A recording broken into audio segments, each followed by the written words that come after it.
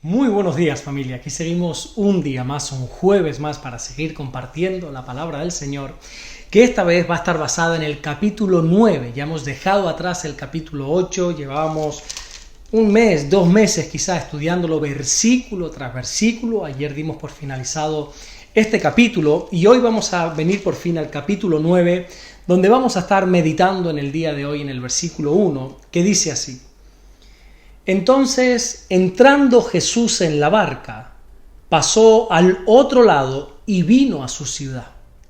A pesar de haber cambiado de capítulo, este primer versículo del capítulo 9 nos impulsa de nuevo a echar la vista atrás.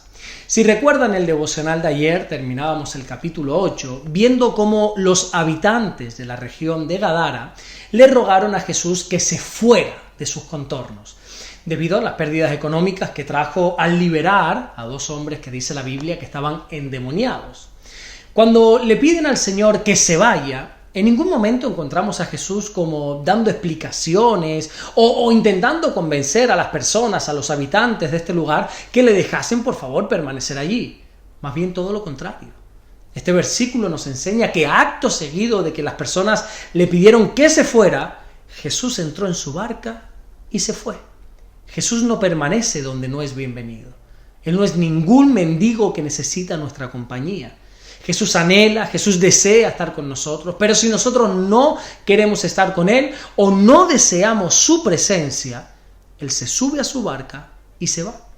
Pero más allá de esto, podemos aprender varias cosas más de este acontecimiento.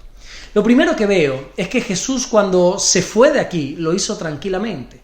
No vemos a Jesús maldiciendo a la gente de Gadara, diciendo cosas como: si me voy de aquí, ustedes caerán bajo maldición, sin mí no sois nadie.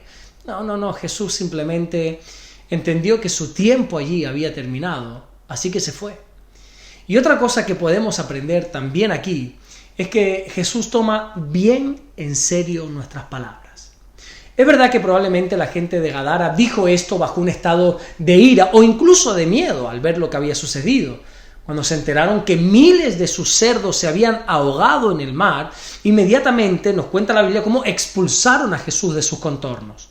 Probablemente si no hubiesen tomado esta decisión en caliente, creo que no le hubieran pedido a Jesús que se fuera. Pero como esta gente actuó precipitadamente, dijeron lo primero que les salió por la boca es echarles, y Jesús les tomó la palabra. Y es que uno tiene que tener mucho cuidado cuando se enfada o cuando está bajo otro tipo de sentimiento, bajo otro tipo de emoción. Porque podemos decir o hacer cosas que sean irreparables. Esto pasa mucho, por ejemplo, en los matrimonios. En un momento de ira, de enfado, en un momento de discusión, se dicen cosas en caliente que ya son irreparables. Claro que el perdón lo arregla todo, pero lo dicho, dicho está. La Biblia nos enseña en el libro de los Proverbios, capítulo 12 y versículo 18, que hay palabras que son como golpes de espada. Hay palabras que cuando se dicen destrozan vidas literalmente. Por eso nos tenemos que cuidar mucho el evitar hablar bajo la ira o bajo el enfado. Ahora veamos algo muy pero que muy interesante. ¿A dónde se fue Jesús cuando la gente de Gadara le echó de sus contornos? Este primer versículo del capítulo 9 nos dice que pasó al otro lado y vino a su ciudad. Jesús regresó a su ciudad, que en ese momento era Capernaum, porque Jesús permanece donde sí le quieren. Aquellos que hacemos de nosotros mismos, de nuestro corazón, de nuestra propia vida, un lugar de residencia para Jesús, Jesús va a permanecer en nosotros. Jesús quería hacer cosas preciosas, creo yo, en Gadara, cosas preciosas en cada habitante de esa región, pero las personas allí no le dejaron. Qué pena, ¿no? A veces nosotros creo que somos nuestros propios obstáculos para poder recibir la bendición de Dios. Todos queremos, todos anhelamos ser bendecidos, pero muchas veces nosotros somos los que impedimos esa bendición.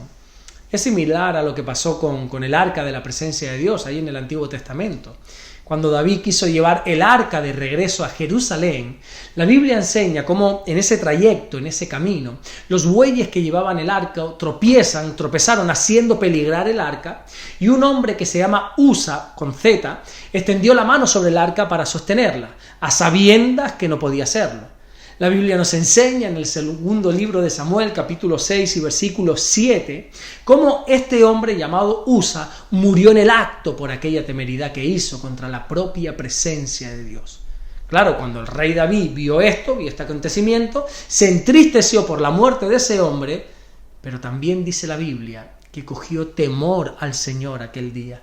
Así que no quiso llevar el arca de la presencia para Jerusalén, sino que se la dejó en casa de un hombre llamado Obed-Edom, quien recibió el arca sin poner ningún tipo de impedimento.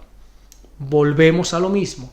Hay personas que no quieren la presencia de Dios en sus vidas y otros que estamos alegres de tener esa presencia.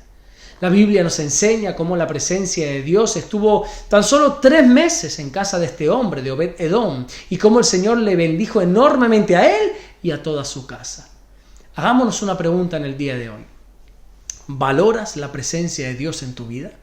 Porque quizá es cierto que no la desprecias como sí hicieron los habitantes de Gadara, pero a lo mejor no la estás valorando lo suficiente. La presencia de Dios es lo más maravilloso que una persona puede experimentar aquí en la tierra. Yo creo que si hubiese sido uno de los habitantes de Gadara, mi ruego hacia Jesús hubiese sido totalmente diferente. Yo no le hubiera pedido que se fuera, más bien todo lo contrario. Yo anhelo cada día más y más de su presencia. Yo deseo que cada día Jesús habite más y más en mí, hasta el punto que yo pueda hacer mías esas palabras, ese versículo que el mismo Pablo dijo cuando escribió su carta a los Gálatas en el capítulo 2, en el versículo 20, cuando dijo: ya no vivo yo, mas vive Cristo en mí.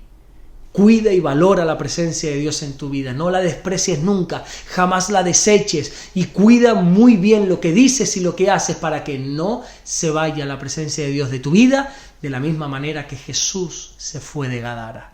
Amén. Vamos a orar en esta mañana, a darle gracias a nuestro Dios. Señor, te damos las gracias. Gracias porque eres tan bueno, Señor. Gracias porque tú nos guardas, nos cuidas, nos proteges, Señor. Te bendecimos y te adoramos. Gracias por todo lo que estás haciendo y por todo lo que vas a hacer. Oramos en el nombre de Jesús, rogándote para que permanezcas en nosotros, para que nunca te vayas de nuestros contornos, para que nunca te vayas de nuestras vidas, de nuestras casas, de nuestros matrimonios. Permanece por siempre en nosotros. Tú nos prometiste que estarías con nosotros todos los días hasta el fin del mundo. Guárdanos y bendícenos, te lo rogamos en esta mañana, Señor, en el nombre bendito y poderoso de Jesús. Amén. Que Dios te bendiga, nos vemos mañana viernes, si así Dios nos vuelve a dar el privilegio para seguir compartiendo la palabra del Señor. Dios te bendiga.